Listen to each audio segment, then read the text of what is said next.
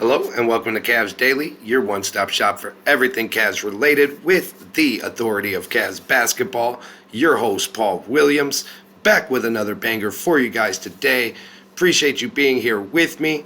If you could, before we get into the content you're here for, everything Cavaliers, please hit that like, subscribe, comment, come along for the ride, because even on nights like tonight when the Cavs disappoint, we still get it rocking here, and we still get some, therapy out, and we look at the bigger picture a little bit too. With that, let's get into the game tonight, which was another disappointing loss for our Cleveland Cavaliers as they fall 122-110 to the Portland Trail Blazers, dropping the Cavs to 13-10 on the season. Not really too complicated of a game to explain what happened. The Cavs were just outplayed out from about the 6-minute mark of the first quarter on. They got off to a hot start, led 17-9 early on. Evan Mobley was smoking hot, had 10 quick points, and everything seemed to be going right for the Cavs till a switch flipped and those shots weren't falling anymore. Blazers quickly got back into the game and used an 11-2 run at the end of the first quarter to take a 36-33 lead into the second quarter, in a first quarter that the Cavs honestly had to not feel very good coming out of without the lead, after seeming like they kind of controlled much of the first 12 minutes, but ultimately that last 4 or 5 minutes really just hurt them. Evan Mobley and Jalen Tyson both had a couple buckets early in the second quarter to get the Cavs the lead again at 43-40. But unfortunately, that'd be the last time the Cavs would be in that position, as the Trailblazers would once again take control of the game, this time with the 22-7 run to close out the second quarter. And the Cavs went over 4 minutes and 30 seconds without scoring, from like the 9-minute mark to about 4:30 in the second quarter when Thomas Bryant hit a three-pointer. That honestly was what changed the game the most, and from there the Cavs were playing catch-up. During that time, the Cavs had a two-point guard lineup of Lonzo Ball and Darius Garland. We're going to talk about that and them more in the next segment, but clearly wasn't working, and we could not find the bottom of the net, and couldn't even get to the rack to draw a foul and get some free throws. Just was tough to watch. From there, the Blazers built a double-digit lead going into the half, 68-58. They continued the double-digit lead for a bit in the third quarter, but the Cavs were able to cut into it and come back, make it a bit of the game. The Blazers got up by 16 at one point before the Cavs were able to trim it to single digits, down to just 8 a couple times. The Cavs even got it down to 5 in the fourth quarter, but that wasn't enough. They were never able to get closer than that, and we just couldn't get the stops when we needed them. If we're going to fall behind, like we tend to do in pretty much every game now, we have to get stops, and we weren't getting them in this game. And in the fourth quarter, when it mattered the most and we were trying to make a push, we were getting hoops, but we were giving up a lot as well, and that's not a recipe to win many games. And this is another one in the loss column for the Cavs, who, let's not forget, guys, we have championship aspirations, and I heard a lot after last season, the regular season doesn't matter, so we got to keep that in mind when we're tripping out and getting upset about the Cavs losing games in December. I know it's deeper than that, and I do think the regular season matters for sure, at least to some extent. But just saying, that's what a lot of you were saying before, and we can't kind of pick and choose and now make the regular season kind of conclude that the Cavs are mid or aren't really contenders or ruin their team. I think we're in a tough spot, and it's been very disappointing to watch us play this season, but it's still too early. We still need to have a semblance of our main lineups that we want to play together for at least a handful of games before we can make any assessment. Jared Allen was still out. Sam Merrill was still out. Max Strus, of course, still out.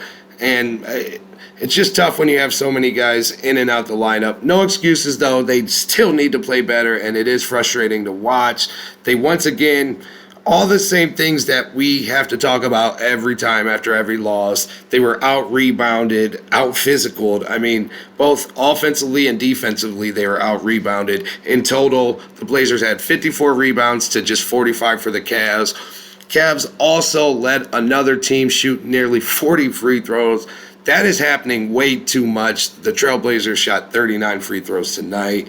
The Cavs shot just 25% from three, which when you shoot the most threes in the league, it's not a recipe for success either. And all that culminated in a double-digit loss as 10.5 home favorites to the Portland Trailblazers, who are now still under 500 at 9-13.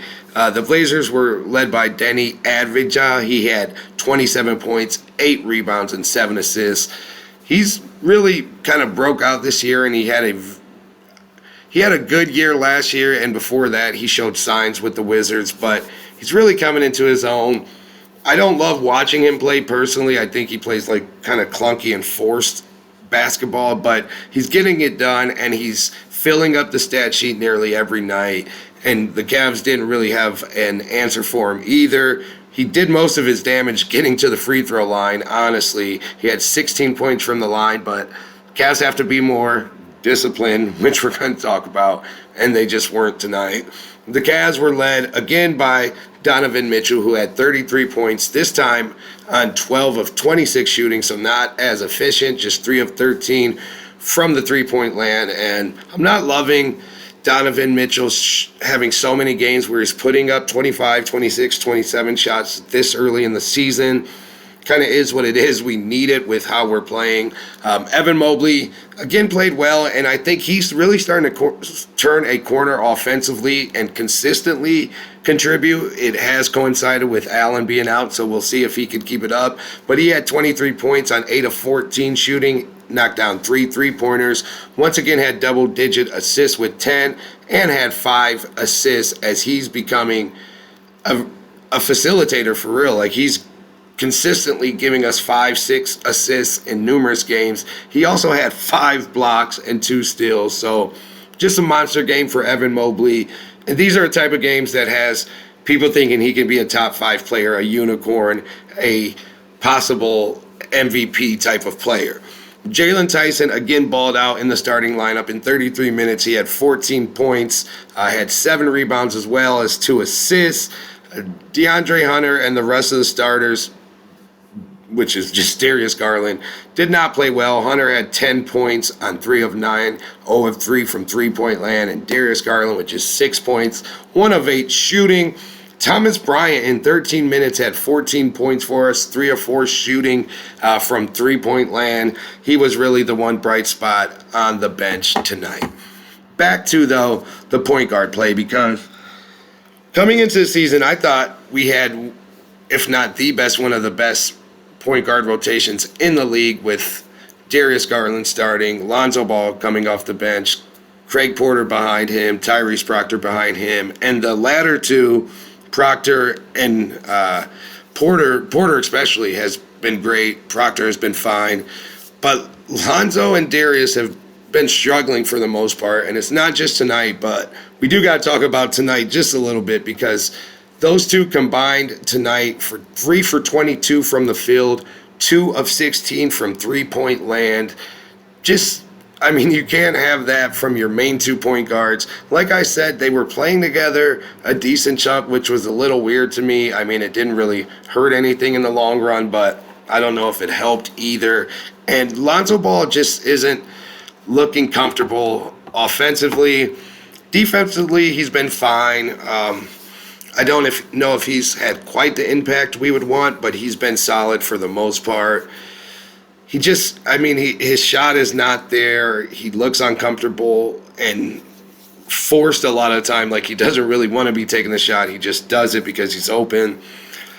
And with Darius Garland still trying to find his way back, it's just been a tough combination from the point guard spot so far. I do think it'll improve. I mean, Garland's been very up and down. He's had 3 games in single digits and 3 games over 20 points in his 8.5 total games played. And while he's had some games with good lines, I don't think he's really looked like himself just yet. He has had a big impact on the offense around him, though, for the most part. But in the last couple of games, that hasn't shown as much either. Maybe it's just kind of the rust of him and just him getting thrown off by coming back and then re-aggravating it, his toe injury again in the Miami game, just 3 games in for him. So he's been through a lot. That's why I'm not hitting the panic meter. But yeah, the point guard play was very ugly tonight and hasn't been great overall from our 2 main guys. I think Craig Porter needs to start getting a little more time even when everyone's healthy. I do want to continue to have Lonzo in the rotation and give him every chance to succeed and really lock in that 6th man spot. But with Porter playing so well and Lonzo just not playing so well and Garland still finding his way, we might need some more Porter minutes at the point guard spot just to get us through as the 2 veterans really find themselves, even though Garland, it's more because of injury, and Lonzo just not shooting and playing that great offensively. Now, as a team, no matter if our shot's falling or not, if guys are in or out of the lineup, there are certain things that are just unacceptable that we have to be better at if we want to have any chance at a championship. I don't care if these games right now are ending in losses or wins necessarily, but I do care how we're getting there, and it hasn't been great thus far, and that really shows in our 13-10 record, which is pretty mid.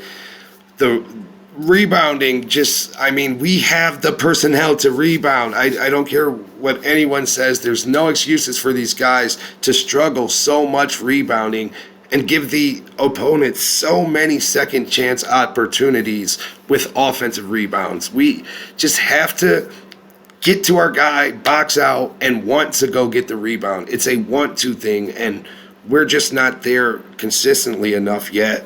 And then with the silly fouls and the fouls that come from not either knowing your assignment, not knowing the angle you need to get to, or not being willing to commit just on the defensive end, and that 15% that you're not giving gets taken advantage of, and you have to try to bail yourself out, and you ultimately foul the guy you're guarding and send them to the line. It has to stop. We have to be better. And Kenny Atkinson is going to have to start sending a message somehow, some way to these guys that we're just not going to accept those lazy fouls or the lazy transition plays where the other team gets easy run-out buckets or easy open threes because they're in transition on a 3-on-2.